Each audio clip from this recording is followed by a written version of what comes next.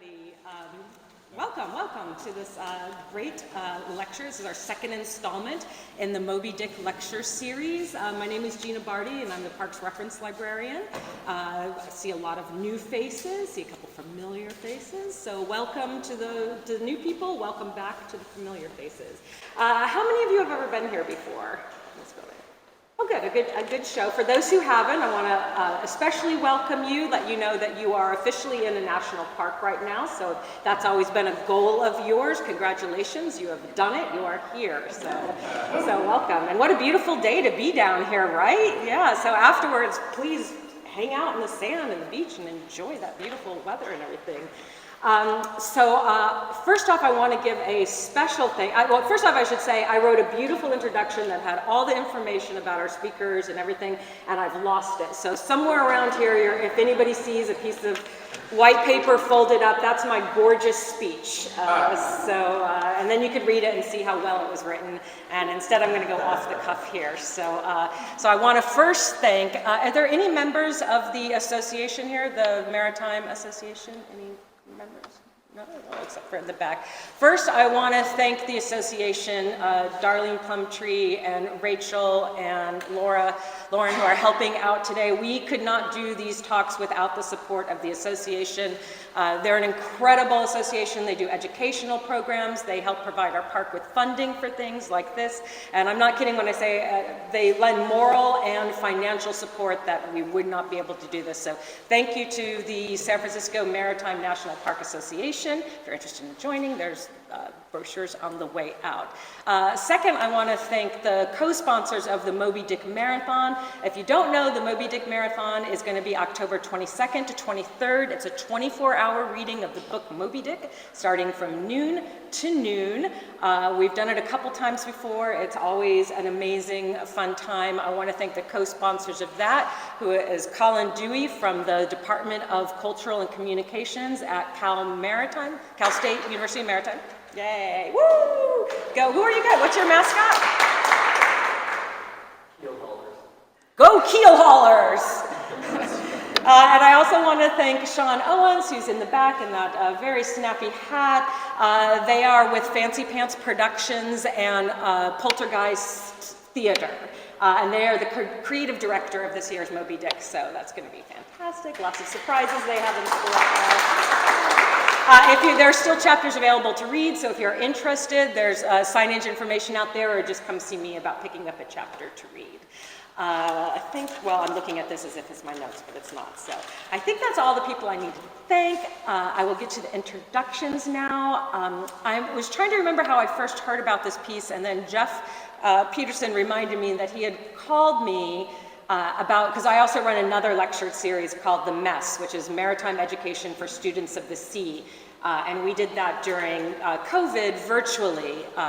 And so Jeff was tossing some ideas of things that they might want to talk about. And he actually was at Point Malate when he called me, which if you don't know, that's the last whaling station in California. It shut down, I think, in 1972 or 77? 71, okay. So it was kind of ironic that we were having conversation about this piece or the whale at the last whaling station that there was. So he sent me some pictures and he told me about Jos, and I immediately was overwhelmed, inspired. It was awe-inspiring. I had them do a mess lecture, which is available on the association's Vimeo page. So if you can't get enough of this after today and want to hear more, I could direct you to that online talk. I likened it to afterwards, it's like, you know how like when you're eating potato chips and you're like, I'm just going to have one, and then you're like, that's how it was with this piece. We had that one talk, and then I was like, more, what can we get more? And we thought about we tried to get the actual piece. So I should say this is we're calling this the baby whale. The baby whale. The parent whale is at Sebastopol Center for the Arts right now. It's 51 feet long and 14 feet high. Yep. Our piece, the baby whale, is 30 feet long, so a little bit smaller. We just couldn't fit the big piece in here, so this was the next best. But it works out great because now there's 2 places you can go see it. So, and don't forget too, if you're looking at this, on the back of this back wall, there's some prints that Jos has done for Moby Dick that are incredible, chef's kiss. So please check those out as well. I had, like I said, an introduction for both Jos and Jeff, and I don't have that now. So I will. You'll just have to figure it out. I'll just have to figure out. From what I remember, Jos Sances. Did I say that was? You said it pretty good. Yeah, I'm terrible at names. Is an artist here in the Bay Area for 40 years. 40 years. He is a printmaker originally. He has his work shown in various galleries, including...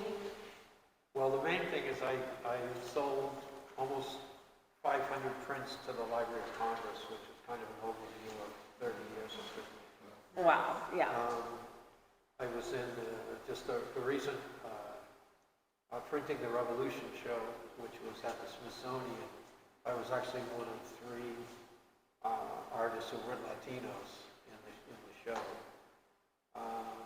And that show is touring the country. It's a fabulous show. It was a fabulous catalog. So those are kind of my print things.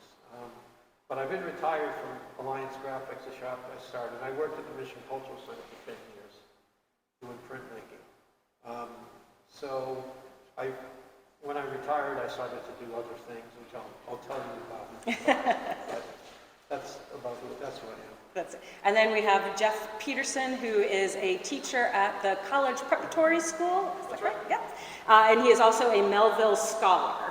So I'm sure they'll have a lot to talk about today with the piece, and I'll stop rambling here and I'll let them get on to the talk. Thank you very much.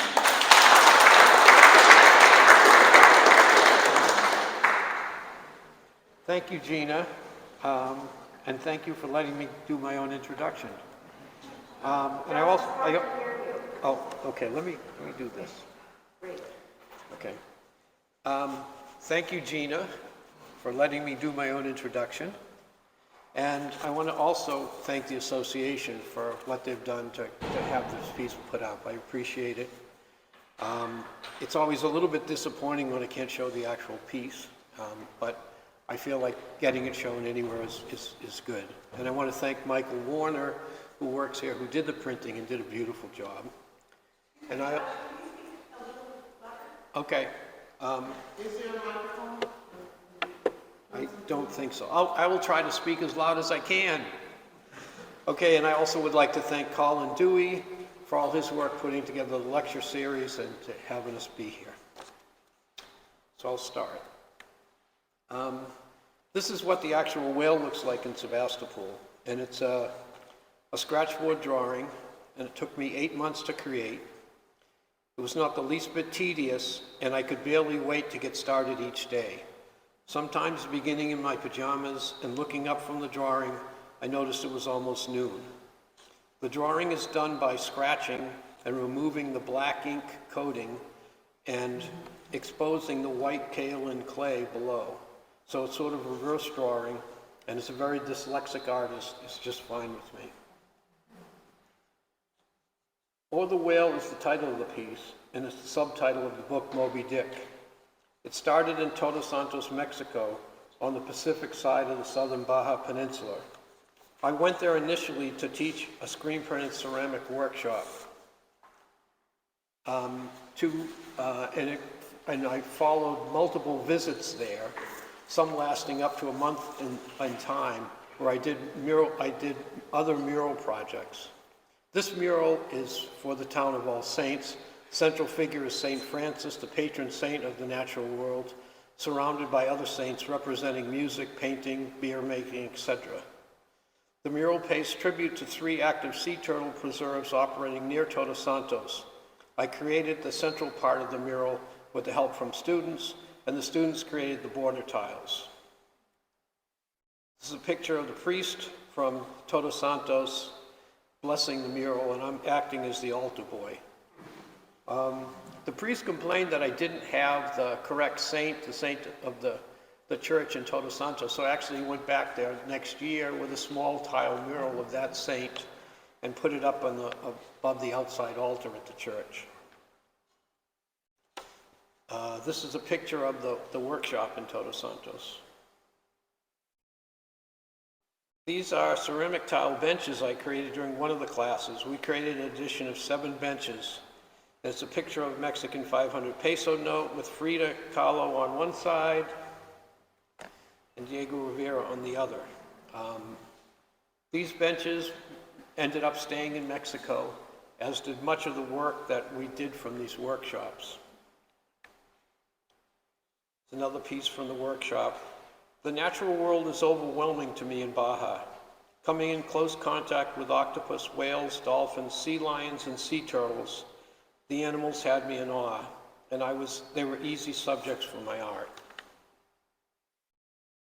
This is actually the piece being made, and this shows the raw screen-printed clay octopus. I begin with a scratchboard drawing, then making a screen. I use the screen to print with glaze onto the clay. Then I cut the clay and I actually shape the clay after it's been printed. Then I add more glazing inspired in a kiln. This is a ceramic humpback, and the humpbacks are a really common sight in Todos Santos. They come there by the thousands from January to April, and that paralleled the time that I was there for the workshops. This is a colored scratchboard drawing of humpback whale in a rear pose with its mouth open taking in krill, which I understand they don't do much down there because they go for months without eating when they're playing and other things. This is a ceramic sea turtle, created the same tile to cement it to a wall. This is a colored scratchboard drawing of a turtle release at one of the preserves. My family and I have been to a number of these hatchlings releases over the years. They release them at sunset, which the turtles' compasses are set to that beach, and so that they come back to the exact beach that they were released from. My understanding is only about 1 of 1,000 of these baby turtles survive to adulthood. And one thing is, again, if they release them during the day, it would be suicide they're so vulnerable. So they're released just as the sun's going down. This is a black and white scratchboard, and again, it was drawn there. And the top, it's on the top, it's from the northern end of the Gulf of California, it's a very endangered vaquita. And the pelicans fishing below are from the harbor at Loreto, where there's hundreds of them. And I could sit there for hours and watch them fish.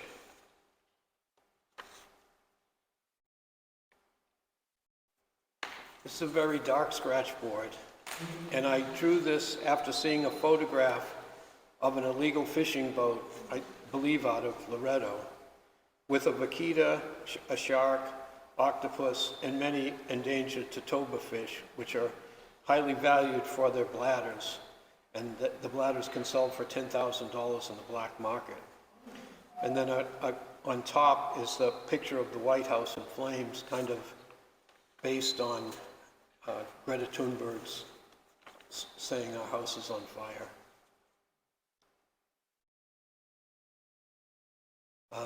This is a picture of Playa Las Palmas, which is a beach outside of Todos Santos, kind of to counter the dark picture I just showed you. It's a place that we love to go to swim. The figures in front are my 2 grandchildren, which are also depicted in the whale. And then there's 2 figures in the background, which are my son and my wife, Robin, which you can barely see. But we love this beach, and it's beautiful. And this is a many-colored screen print. This is Augustine, and he's a Todos Santos fisherman who I met and have gone out in his boat multiple times. The Todos Santos fishermen, to preserve their fishery, they fish every other day, and on non-fishing days, they take tourists to see whales.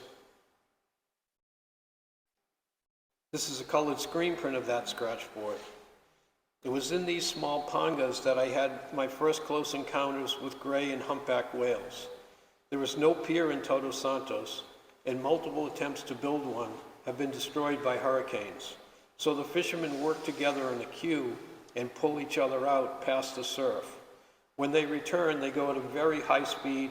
They jump the surf to land on the beach. It's pretty exciting getting out in the water with them. And again, they're in small boats. We would get very close.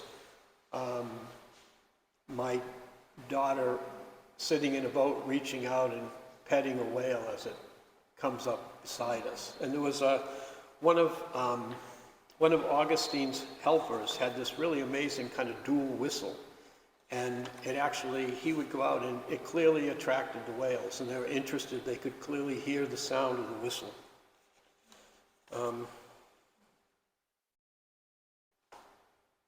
These encounters with whales and visiting the New England Whaling Museums in New Bedford and Nantucket with my wife, who was there researching a book she was writing, I mentioned to her that I should reread Moby Dick. And in a very short time, she presented me with a 1930 Rockwell Kent illustrated edition.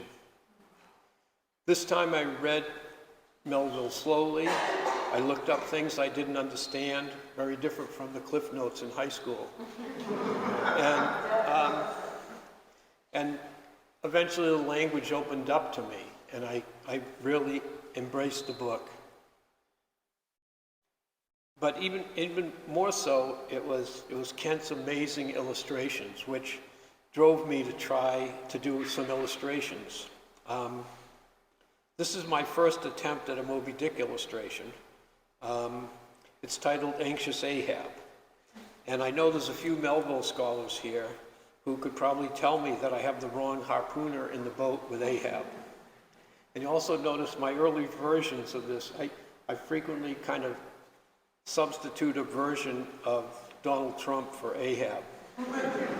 But on the other hand, I was talking to someone the other day where it's not so bad that I got the wrong harpooner when you consider John Huston in the Moby Dick movie, which is mostly how people know Moby Dick. He completely changed the ending. And so it's a completely different story. So at any rate. You're a good couple. Yes. These early pieces, they have a resemblance to Donald Trump. But fortunately, Trump hasn't matched Ahab and sunk the ship yet. This is a colored screen print, which is one on the walls there, of Ahab. And I never liked the expression, the first expression on Ahab's face, so I actually changed it for the screen print, and I'll show you how I changed from that expression to this one. I went to a more somber, darker piece. And in the background of this are the faceless crew that kind of mindlessly follow Ahab. This is the Pequod and the Native American myth about the creation of Nantucket Island, which is basically that there's a native couple with their child, that an eagle swoops down and picks up the child and swims out to sea. The Native Americans follow it and find the baby's bones on the beach. And so it's this ominous story of Nantucket or the native myth of the creation of Nantucket that's uncovering this. And basically, the Nantucket Light has been there since the 1700s and was there obviously in Melville's time. But the idea of this print is actually the incredible flammable boat, and at the center of the ship, this intense fire fueled by whale oil, rendering other whales and whale oil. And I just think of the ship, which is canvas and thistle and wood, the most flammable thing, and they have this intense fire in the middle of it.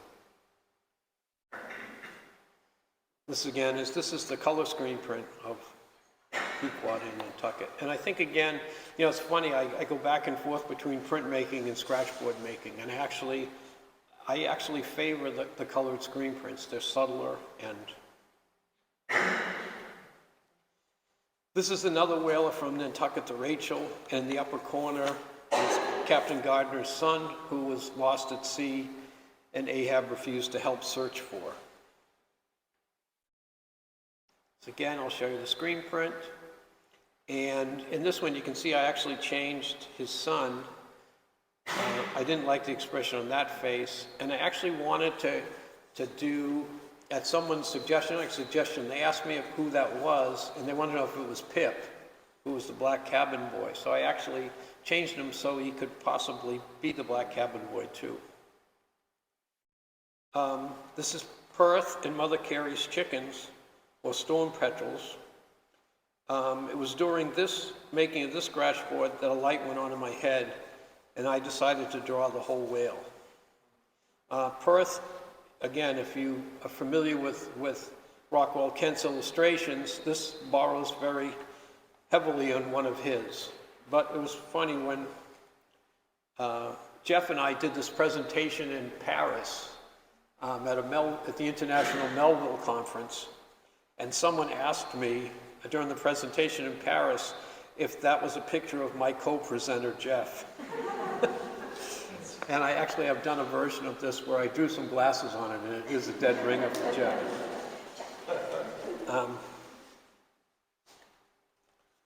This is Ishmael and Queequeg, and Ishmael is drawn from a picture of my dear friend Rene Yanez on his deathbed. And you can see again my direct borrowing from Rockwell Kent of Queequeg's coffin and the canoe. And it was funny, we were in a discussion today about homosexuality in Moby Dick, and I actually have my doubts. I think that there's also this is a great misunderstanding of Polynesian culture that comes, I think, in not understanding who Queequeg was.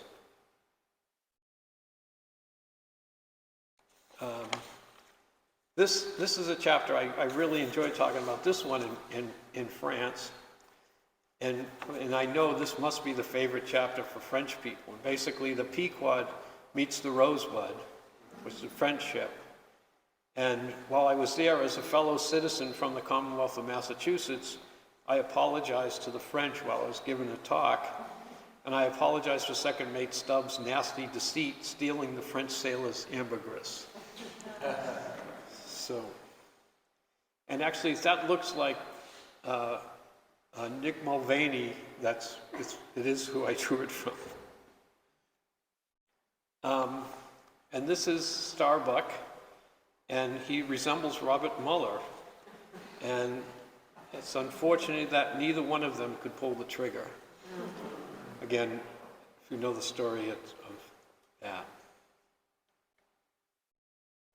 And this is Captain Boomer, and discussing different reactions to missing limbs with Ahab. Of course, Captain Boomer had no interest in pursuing Moby Dick after he took his arm, and as we know, Ahab was very interested.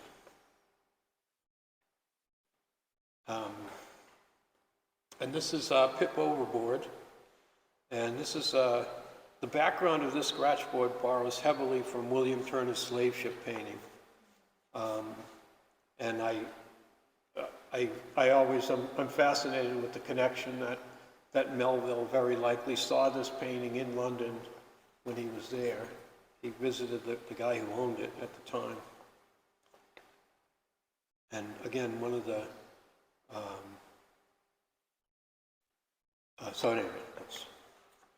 so this is the whale in Richmond.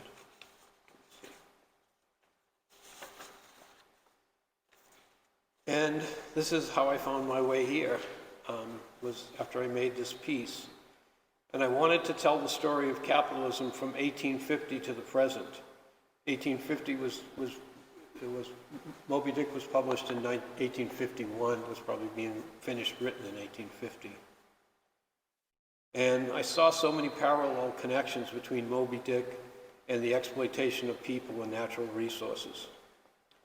And sadly, I think if we don't change from this unsustainable course, we will probably suffer a similar fate as the Pequod. Again, how I did this piece is I basically started from the snout to the tail, telling the story. When I got about a third of the way through it, I decided I had to plot the subject matter. So I literally, almost like a meat, if you look at a butcher chart with loins and ribs and all that, I drew on the whale, because I had a 6-foot whale that I had on my wall that I drew from. And I just knew what section I did, and I kind of did it as a stream of consciousness, and I would look on my computer for an image. find what I wanted, and then draw from the computer, and just keep going. But it does amazing if you look at the whale going from snout to tail, the drawing gets better as I draw during the 8 months. And because I actually become looser and kind of tighter at the same time, which if you do a drawing, you'd understand what that means, where the early drawing is much tighter than the later.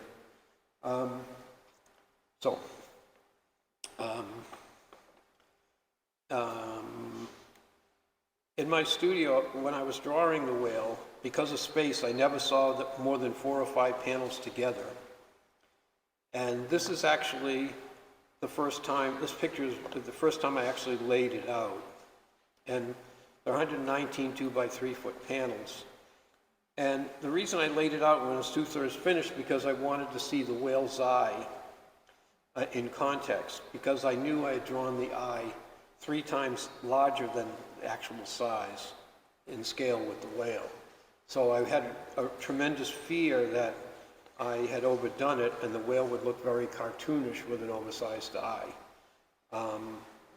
Because the gaze of the whale in this piece is super important to me, as it is with most of my figures that I draw.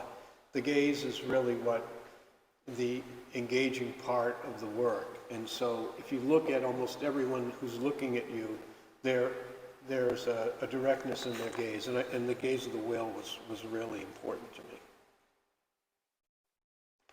So starting from the snout, coal extraction, turn of the century, last century child coal miners.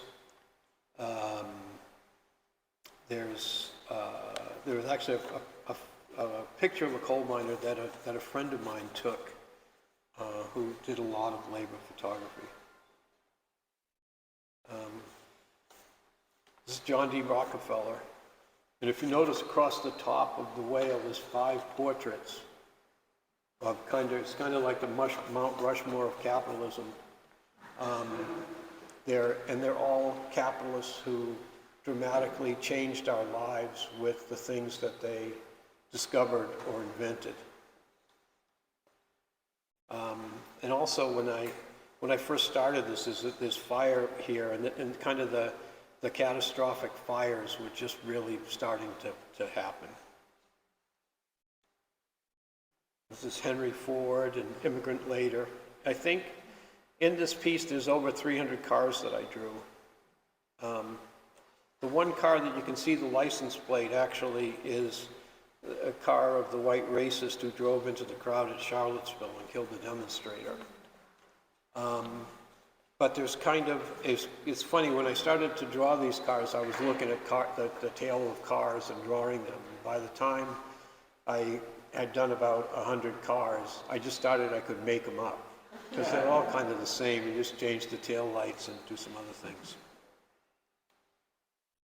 And this is the top part of the whale. And this was intentionally made very open and kind of harking to kind of the whiteness, the chapter on whiteness in Moby Dick. And the whiteness representing cold and perhaps whiteness representing evil, as opposed to whiteness, the way we normally see darkness as evil. And I wanted to keep this open because the whale is so busy that I wanted a place where you could kind of almost go to rest. So it's a very intentional part. And that is a polar bear and a reflection of it. And actually the big skull there is actually a polar bear skull.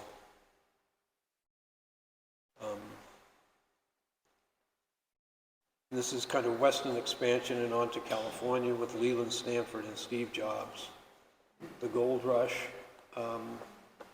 And there's Edward Muybridge's pigs, which actually most people don't know that Stanford hired Muybridge to prove that the hoofs of a horse, whether they completely left the ground when it was running. And Muybridge proved that they did.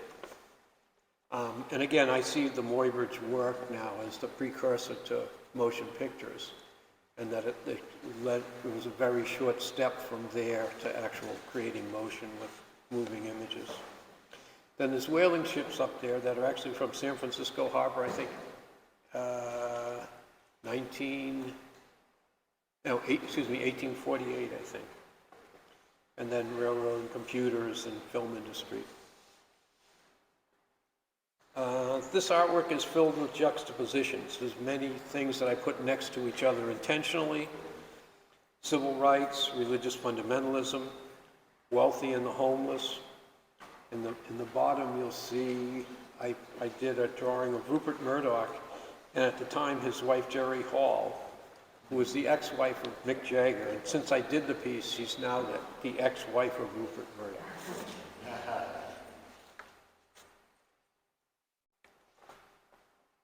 This is a gruesome 1930 lynching and a layout of a slave ship.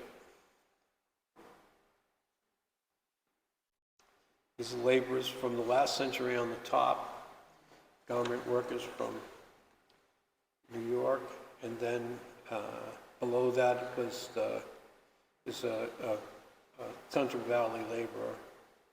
And again, I think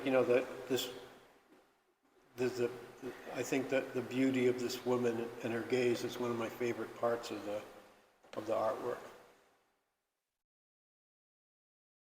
And again, here's the gaze of the whale. And again, some juxtapositions. The garish watermelon-eating ethnic notion. It actually was from a TV cartoon that played on Wide World of Disney on Sunday. And I saw it as a child. And actually, someone told me that actually this film is still available. It's called Boogaloo something. But it's still available. And I juxtaposed this hideous ethnic notion with the most beautiful black baby I could find.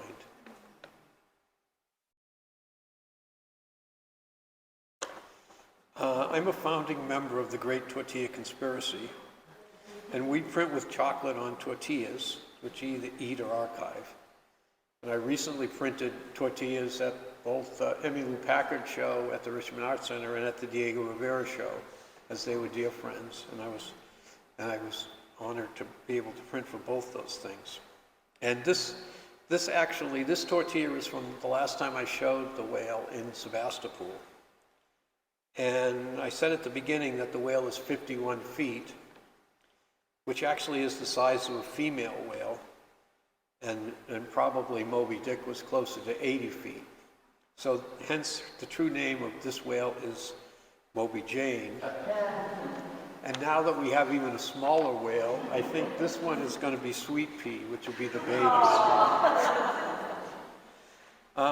So anyone who's actually interested in seeing the actual whale, it is in Sebastopol. And I think the impact of the work, seeing it full scale, is dramatically different than seeing a reduced size print. I think this is wonderful and it's better than nothing, but I do think the actual work is more important. So that's it. Thank you.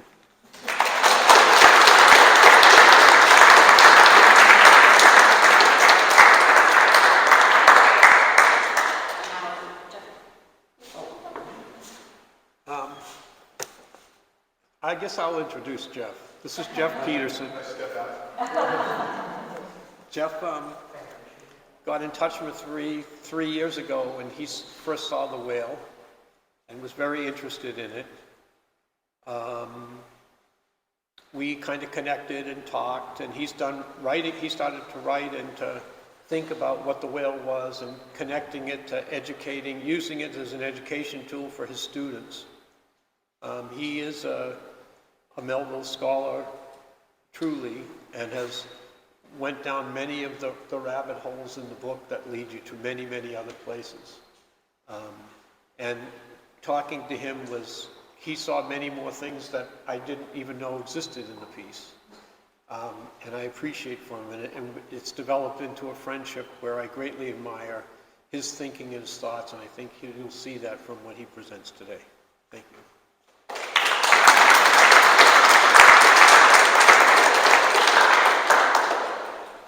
A little verklempt. Let me see what I can do here in terms of loading my talk. I am a very lucky man.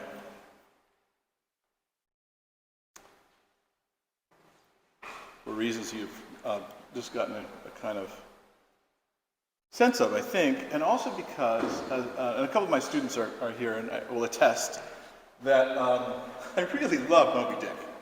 And I also love this mural. And the cool thing about both of them is that they make me love the other one even more. And so that's, I think, a starting place. Why?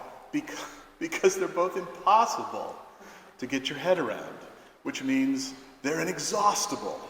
And that's probably enough by way of kind of improvised intro. I have a couple of epigraphs, one from the boss. The bones of sailors from the north and sailors from the east lay high in a pyre in the belly of a beast. A beast, should you wander in its path upon your ship, and your flesh shall sup. You'll disappear from this world until you've been swallowed up. We've been swallowed up. Disappeared from this world. We've been swallowed up. I was going to sing that, but... And this, from Alexis Pauline Gumbs, Undrowned, Black Feminist Lessons from Marine Mammals. It's all about juxtapositions, right? If you've seen the piece, right, we just made a hard turn. I am saying, she says, and I think this is incredibly moving, that those who survived in the underbellies of boats, under each other, under unbreathable conditions, are not the undrowned. And their breathing is not separate from their kin and fellow captives. Their breathing is not separate from the ocean. Their breathing is not separate from the sharp exhale of hunted whales. Their breathing did not make them individual survivors. It made a context, the context of undrowning. Breathing in unbreathable circumstances is what we do every day in the chokehold of racial, gendered, ableist capitalism. We are still undrowning. And by we, I don't mean only people like myself whose ancestors specifically survived the Middle Passage, because the scale of our breathing is planetary, at the very least. That passage will serve you well in your wandering in the whale. In the blanket, chapter 68 of Moby Dick, and the blanket is the blubber that the whale is enveloped in. Melville calls it the blanket. In the blanket, Melville meditates on the mysterious scars sperm whales receive from tooth-raking rivals and from the barbed tentacles of giant squid, figuring these abrasions as the stuff of artistic mark-making, as you can see here. In Life, Melville writes, the visible surface of the sperm whale is not the least among many marvels he presents. Almost invariably, it is all over obliquely crossed and recrossed with numberless straight marks in thick array, something like those in the finest Italian line engravings. And let's see if that's true. Well, it's pretty close. I'm going to go back to that passage in a minute, but I want to begin by suggesting that "or the whale" is a material fulfillment, an embodiment of the graphic art metaphor that you just heard for epidermal whale wounds. That Melville's scratch-marked blanket is a prefiguration of Sances' mural. To appreciate that achievement, let's return to Sances' illustrations, and you've seen a handful of them today. And there's a couple. There's one, I think. Well, I think there's just one or two. I've forgotten how many you have on the other side of the wall. If you make sure you go around the back side of the display. For Sances, that's where his visual engagement with Moby Dick begins, and the key mediator, as he has said, is of that phase is Rockwell Kent. These initial scratch boards also document his impish urge to lampoon Trump-era figures circa 2018. Layered as they are with art historical and topical political allusion, these initial drawings still have a solid referent in the literary world of Moby Dick, and their quotations or captions from the novel help anchor them in the novel's representational waters. And I should also add that I have 3 or 4 pages to read, like this, in this kind of formal academic style, and then I have a few more slides after that. So don't worry, I'm not going to read and read and read. There's going to be a kind of a looser section of this, and it won't be long. When Sances decides, as he says, to do the whale, his work's relationship to Moby Dick changes in interesting ways. In the second phase, Sances scales up his engagement with Melville's epic drawing on his deep experience as a muralist to embark upon a massive hand-drawn graphic that assumes the form of a life-size sperm whale. Most of the initial scratch boards measure 24 by 18 inches. That's portrait, or 18 by 24, landscape. The mural measures 14 by 51 feet. That's about a 9-fold vertical increase and a 25-fold horizontal increase over the illustrations. The preliminary drawing for the mural is 6 feet wide, consisting of a pair of 2 by 3 foot scratchboard panels laid end to end, like that, okay? And that's the whole thing.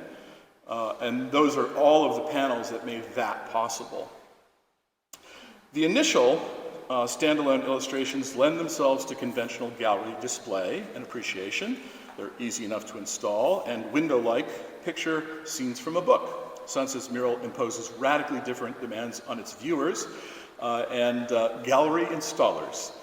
Exhibitions today have required Sances to build a supplementary wall. I understand there was some engineering required for this display, for which many thanks. And given the formidable breadth of the image, the viewer has to retreat from the work to see it entire. And there's limits here on our ability to do that, but another reason to head on up to Sebastopol. So, the closer we get, however, once you sort of backed up and you're moving in, the more it is that the mural itself takes us in, swallows us up, and this dynamic is the mural's structural genius. From a distance, we see the whale as a whale, a vivid simulacrum, sublime in the way real whales are in their breathtaking immensity. But up close, we lose the cetacean contours. The figure becomes the ground for a panoply of other figures, and Sances moves us inside the belly of the beast, immersing us in a harrowing myriad of Anthropocene themes, images of extraction and extermination, production, consumption, and waste, technological progress, and environmental degradation, all presided over by a handful of America's most notorious captains of industry, placed like peaks along the whale's ridge-like back. And you've heard him remark about that, right, as calling it the Mount Rushmore of capitalism. And indeed it is. And if you think of Mount Rushmore, and you know anything about Melville's place at Arrowhead and Mount Greylock, it actually has the same sort of geological kind of resonance for me. As a critique of American empire, informed by Sances' guiding mediator for the novel as a whole, the Trinidadian Marxist critic C.L.R. James, this caravansary of catastrophe is the belly of the beast, turned inside out. In this second phase, then, Sances dives deeper into Melville's epic project, refiguring Ahab's mythic quest object, the blank canvas for monomaniacal projection, elusive and lethally white, as the damaged but abiding matte black storyboard for delivering his own visual epic. Aptly, Sances sets aside Melville's supersaturated main title, Moby Dick, and gives the subtitle, or the whale, top billing, a signal that the mural is a more literal or creaturely alternative construction, one that brackets, or takes as a given, Ahab's demonologically predatory vision and presents for our inspection its visual and visible sequel, a graspable phantom, a magnificent, physically there marine mammal that persists despite the ravages of an industry that nearly drove it to extinction. And that's worth remembering in terms of the Survivor, the piece that's on the back of this wall, in which I will close. That idea that somehow this cetacean is bearing all of this, is bearing witness to it all. Okay, so to return to the blanket, Melville extends the scratch mark metaphor. Oh, there he is. And there's, I remember this slide. There he is in this studio, and there's the map that he was able to refer to, Sances was able to refer to. And there he is, in an installation. I think this was Sebastopol, wasn't it? Yeah. Okay. So now we're back to more blanket. In some instances, those linear marks, as in a veritable engraving, but afford the ground for far other delineations. These are hieroglyphical, that is, if you call those mysterious ciphers on the walls of pyramids hieroglyphics, and I'm pretty sure we do. Here we have a setup, or a step up, it may be a setup too, in scratch mark complexity that Melville calls hieroglyphic. In this palimpsestic description of cetacean graphic art, Melville begins with a substrate of Italian engraving, then adds Egyptian hieroglyphics. To these layers, he adds the memory of having seen prehistoric American petroglyphs as mediated and preserved by 19th century printmaking. And that's here. By my retentive memory of the hieroglyphics upon one sperm whale in particular, I was much struck with a plate representing the old Indian characters chiseled on the famous hieroglyphic palisades on the banks of the upper Mississippi. Like those mystic rocks, too, the mystic marked whale remains undecipherable. For Melville, the mystic marked whale is a magnetic surface of inscription that draws in whole histories of expressive mark-making, from the heavily inscribed body of the novel at hand, to ancient Egyptian hieroglyphs, to indigenous American petroglyphs, to the Polynesian hieroglyphic tattoos that riddle the body of Ishmael's soulmate and comrade in arms, Queequeg, tattooing that Queequeg himself reinscribes on the woodblock surface of his death-defying coffin. Queequeg's coffin and the lithographic plate are thus both surfaces of inscription that rescue from oblivion traces of lost bodies and effaced cultures. In a word, they are cenotaphic. And that's a $25 word if ever there was one. That is, they're like the cenotaphs, the marble inscriptions in the Seaman's Bethel that commemorate the lost at sea, that Ishmael describes in the chapel. So the payoff of that is this. What fascinates me about this densely metatextual passage from The Blanket is not only that it anticipates Sances' compositional conceit, that is, the whale as epic scratchboard, but also that it typifies the way he builds images by layering cultural historical associations that perform the work of cultural memory and by creating ethically charged juxtapositions. Accumulating imagistic constellations such as these that unearth the damage done to exploited peoples and natural resources is the signature gesture of his art, of his visual storytelling. Yay, thank you. Yay. As a quick instance of how such constellations work, consider the mural's only direct reference to the novel. Now, there's a reference I'll get to later that is to Kent, and it's powerful in its own way, but the only direct reference to the novel is this. Sances' trompe-l'oeil rendering of J.W. Barber's 1830 engraving of the 1637 massacre of the Pequot. You'll find this image just beneath the portrait of John D. Rockefeller and his chilling coat of buffalo skulls, in close proximity to a visual quotation. Right, so there it is, and there's Rockefeller.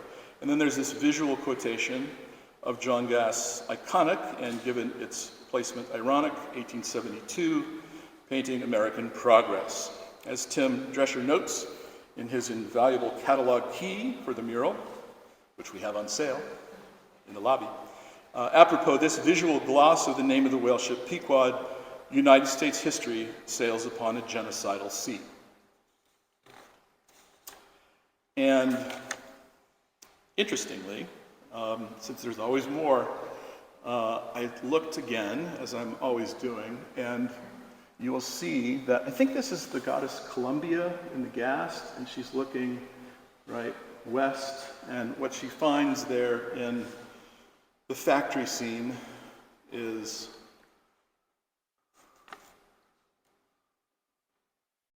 that. Yeah, that was the experience I had a few days ago, and I missed that detail. I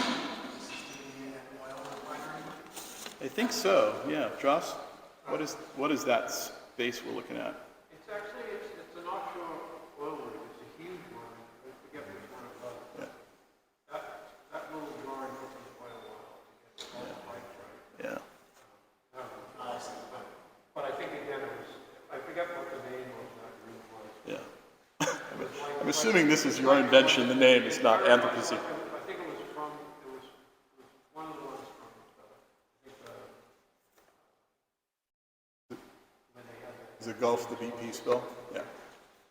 But it was one of the super big ones. So, The other thing I think is funny, Yep. if you actually look, the whale moves from east to west.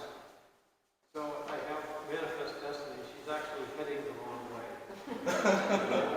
okay. So, I should have flipped the painting over. okay, we're almost done with the reading part. So this is the way the paper ended in Paris. I want to turn now, in closing, to a juxtaposition that sums up the mural's overarching movement between scenes of imperiled natural splendor on the one hand and modern industrial devastation on the other. First, the hellscape. Here, from Mariners, Renegades, and Castaways, is C.L.R. James's take on that hauntingly Tartarian scene in Moby Dick from the Try-Works, chapter 96, in which Melville conjures the Pequod at night become a floating factory, visual equivalent of Blake's Dark Satanics Mills. And so James writes this about that sentence, that moment in the novel.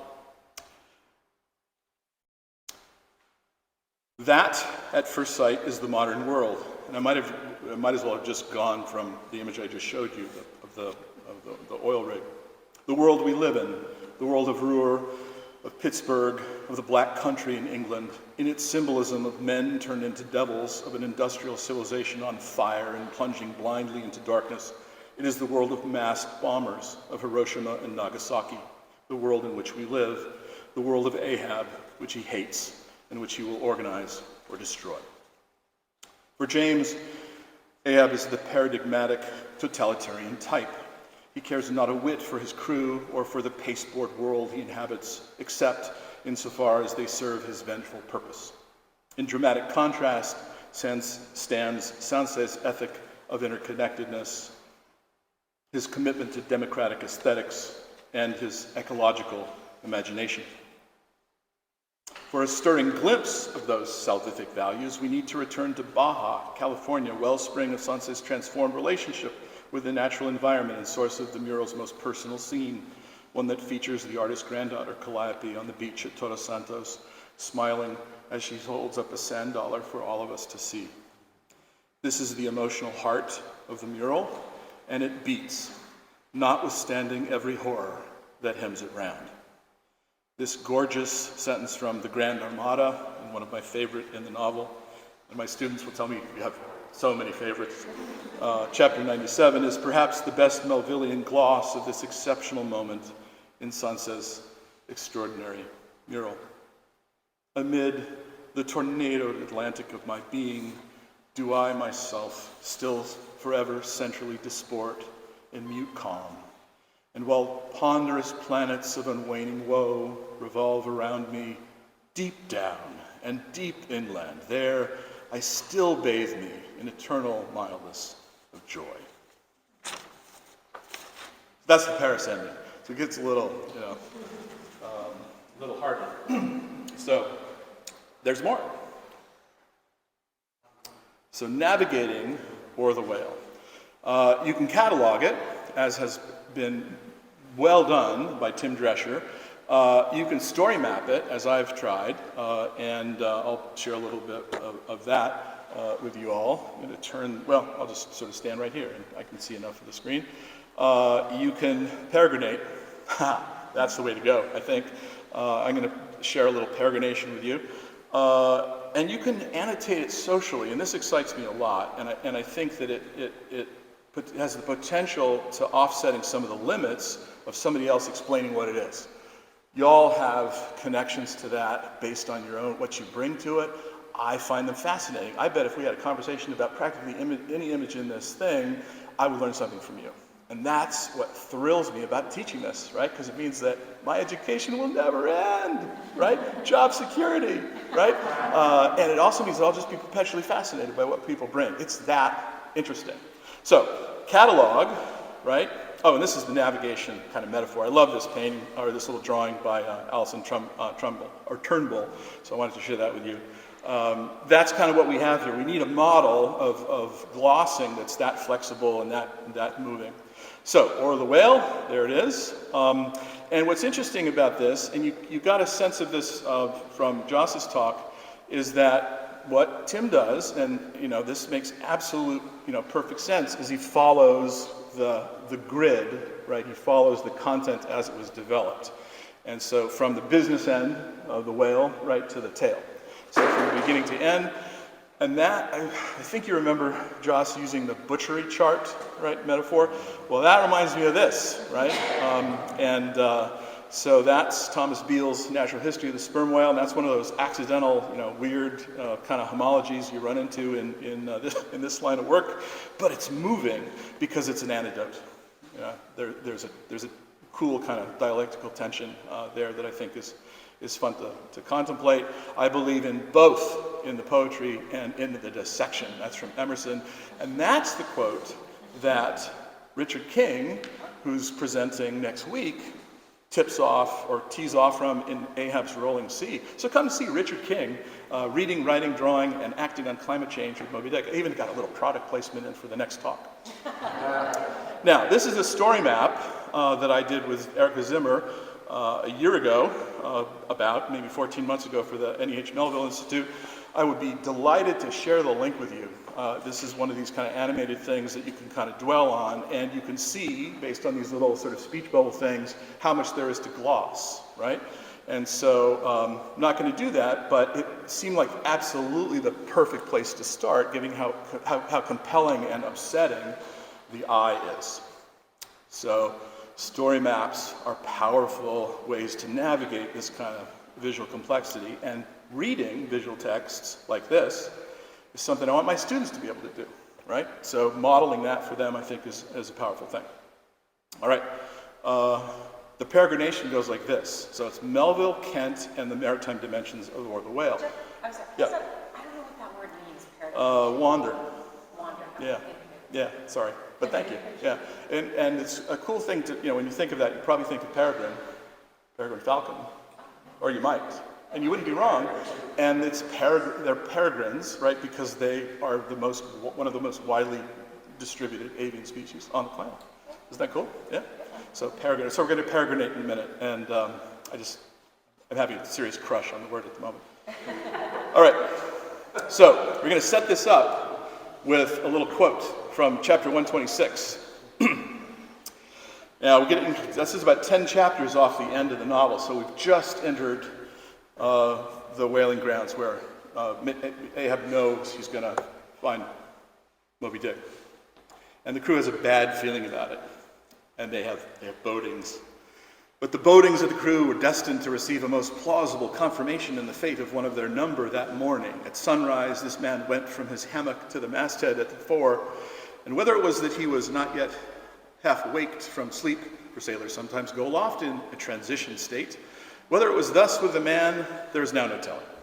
But, be that as it may, he had not been long at his perch when a cry was heard, cry and a rushing.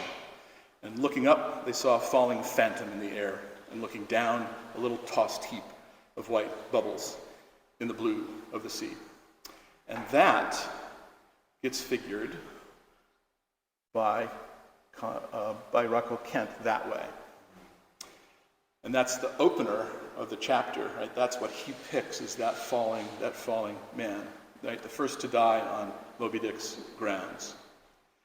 And it's, I don't know if you could find it there. See it now?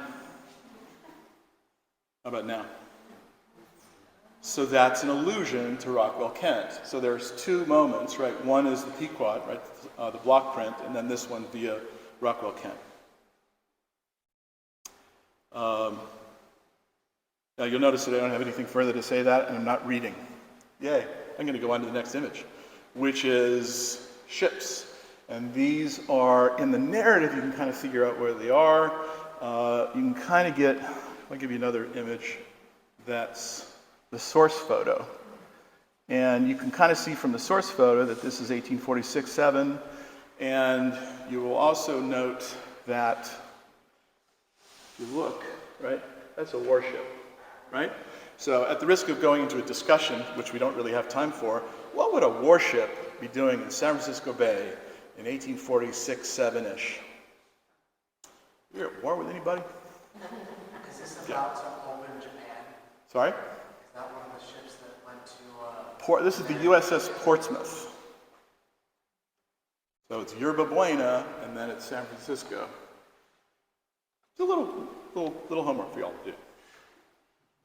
There it is. You can find this image. There's plenty of images to find, so it's right kind of on the eve of the gold rush, right? But war with Mexico, right? Yeah, exactly right. Now, this is the sign that we're coming to the end, right? It's the tail, woohoo!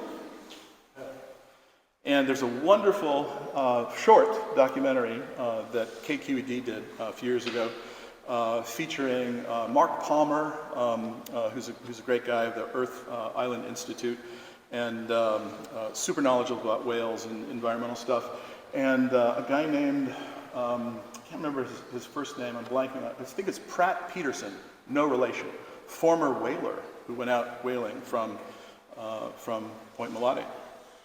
And that is a sperm whale on the slipway. And I'm pretty confident it's a sperm whale because of the lower jaw that's extending right there. And these are they're kind of gruesome, but they're not super gory. That's a blue whale. It's just astonishing to me that such a thing, that's our backyard, right? These are pictures from probably the early 60s. That's a humpback. That's pet food, is what that is. Company that was running this operation mainly sold whale meat for pets, and their brand was, you guessed it, Moby Dick. And they also sold a lean red meat, high in protein, to humans. So that's another turn of the screw, isn't it? Right? You could buy it at Safeway. The connection I was going to make, I want to go back to this for a minute, is, and this is kind of for my mom, and I'm so glad she's here. Do you remember Calcan dog food? Yeah, we fed our dogs Calcan dog food when I was a kid. Well, Moby Dick sold primarily to Calcan. And so when I was preparing this talk, I was like, oh my goodness, right? Our dogs ate whale, right? In the late 60s, right? Like, maybe y'all had some too. It's just, so, and this is made possible by this, right? My engagement with the intricacies of this, and also a certain kind of obsessive nature. But you guys get the idea. There are riches aplenty in this work. So let's now go to the tail tip. This is the fluke, and that's a whale on a slipway. And Jos has decided to end the story where the industry ends in 1971. And it's about time, right? The Endangered Species Act puts whaling out of business, and it ends here. That's a fascinating thing to know. I'm also deeply identified with it because I'm a Richmond resident, right? And it's a point of complex pride for me. And there's the source photo. And I thought that the source photo, well, it doesn't look like a sperm whale because the lower jaw, it's a sei whale. And I thought that Jos had taken some liberties and turned it into a sperm whale because it kind of looks like a sperm whale to me. And I like that, right? Because it seems like full circle, kind of thematically relevant. But look at the lower jaw, right? That's faithfulness, right? We've got, well, you can't see it in that, but he's drawn what he's seen, right? He's not turning it into a sperm whale, right? That was my misreading. So photography, oh my goodness, there's a camera right here.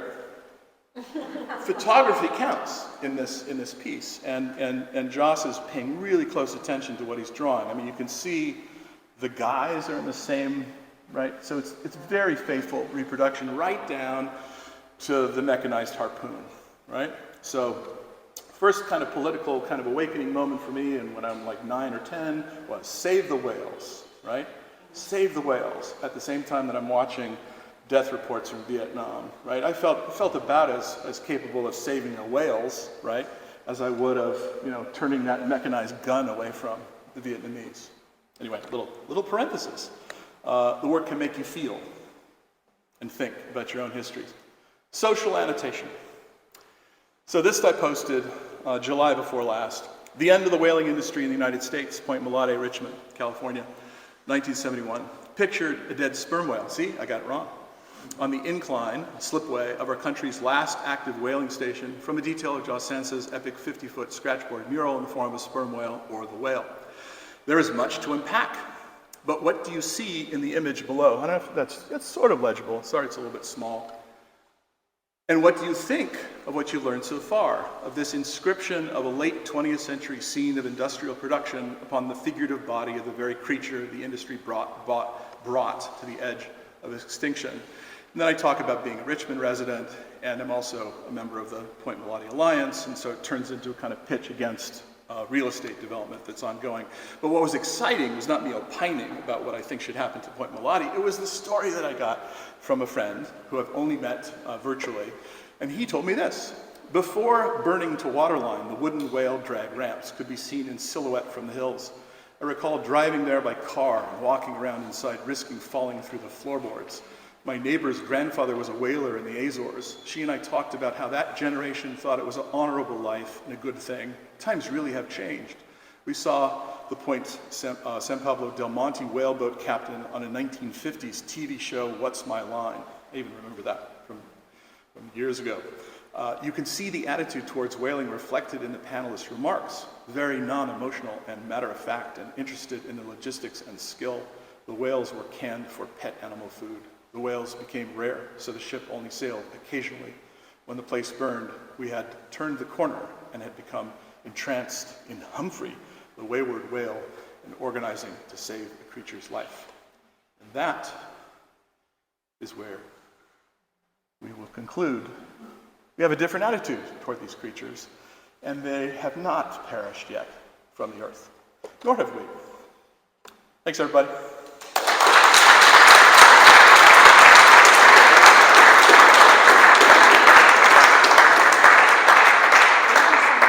Thanks for that was a great plug for the next talk that's coming up too. I just want to get a quick picture of them smiling. Yay. Thank you so much. Ty, I saw you point. Thank you so much for coming out and spending time here with us today. Please enjoy the rest of the park and the outside. Maybe you might spot a whale outside. I don't know. But I want to thank our speakers today, Jos and Jeff. Thank you so much for coming here. Please spend more time there. Our next talk is next Sunday. Richard King, as he was saying, it's going to be an outdoor talk. We're going to bring drawing pads and we're going to do sketches and talking about climate change, and that should be really fun too. So I hope to see more people out there. You don't have to clap again. Go home. Go have fun. Thank you so much. And thank you for visiting your national parks.